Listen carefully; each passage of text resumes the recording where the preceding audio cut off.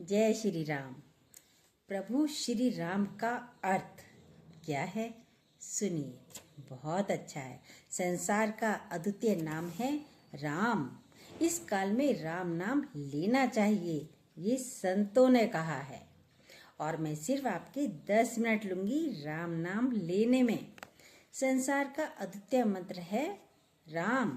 ये किसी और भाषा में निर्मित नहीं हुआ, अन्य भाषा में भी दूसरा शब्द निर्मित नहीं हुआ, जिसकी आवृत्ति बदलने पर जिसका अर्थ और भाव दोनों बदल जाते हैं। कैसे सुनिए, एक बार कहो राम तो संबोधन होता है, 2 बार कहो राम राम तो अभिवादन होता है, और 3 बार किसी घटना पर निकल जाए राम राम राम, 3 बार राम राम राम तो संवेदना है। बार बार कहो तो संकीर्तन है, कहते रहो तो साधना है। साधना की निरंतरता हो जाए तो सिद्धि है। राम नाम की सिद्धि मिल जाए तो इस जीवन की सार्थकता है। प्रातः हुई तो राम राम। भारत के प्रभात का स्वर है राम राम, राम राम जी ये स्वर है। उत्साह है बड़ा तो जय श्री राम। उमंग आ गई तो जय जय श्री राम, और लज्जा आ गई हाय राम। कष्ट आ गया हे राम, दर्द हो गया ओ राम। कुछ मिल गया तो राम की कृपा, कुछ छिन गया तो राम की इच्छा। जीवन पूरा हो गया तो राम नाम सत्य है। ये राम से राम की यात्रा है, जिसमें हमारा और आपका प्रणाम है।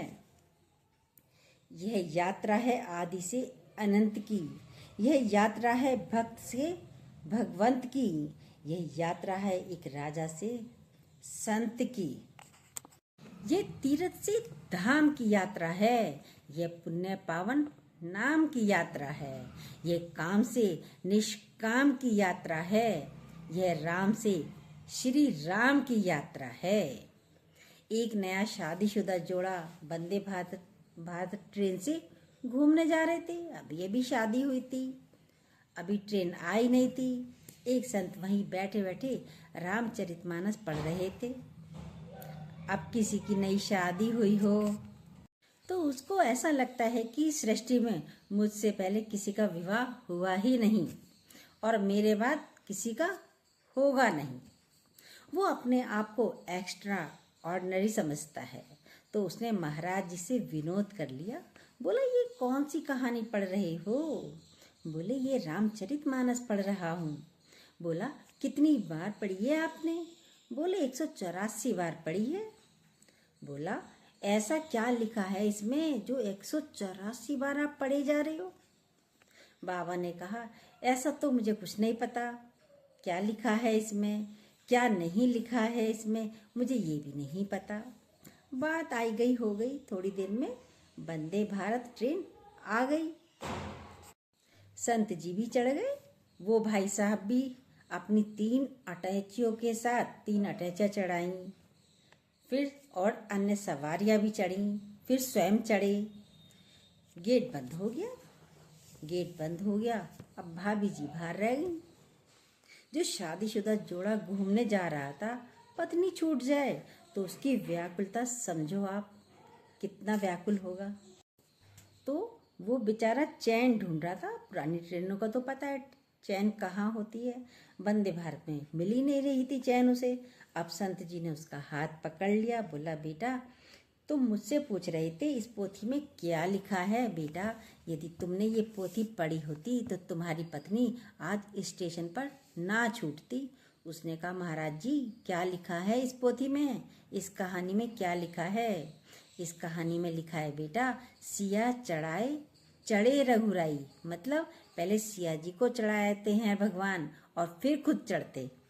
पहले तुझे सिया जी को चढ़ाना चाहिए था, बाद में तुम खुद चढ़ते। इसी तरीके से एक बच्चे ने भी पूछा था क्या है इस कथा में, तो सो सब प्रताप रघुराई, नाथ न कछु मोरी प्रभुताई। राम जी से प्रार्थना करी थी कि युवान पीढ़ी कहाँ कहाँ सुन पाएगी, इन बातों को कहाँ सुन पाएगी। 9 दिन कौन, यंग बच्चे तो सुन ही नहीं पाएंगे। तो शॉर्ट में बताया, 9 दिन की कथा नहीं, जरा सी देर की कथा है। शॉर्ट में पता चल जाता है रामायण में क्या है, रामचरितमानस में क्या है।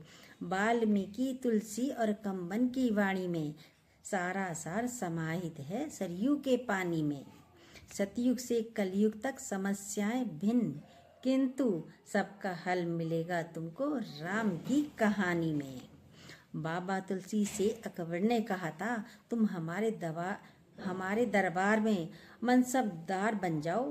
बाबा ने कहा, तुलसीदास जी ने कहा था, हम चाकर रघुवीर के, लिखो पटो दरबार।